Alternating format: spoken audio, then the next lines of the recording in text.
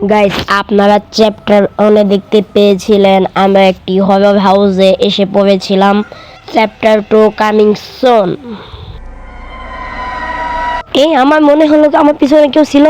Carrot, carrot, এদিকে আসতে ভাইয়া, এদিকে আয়, তাড়াতাড়ি আয় ভাই, এদিকে আয় ভাই, আমি কিছু একটা দেখলাম মনে হলো।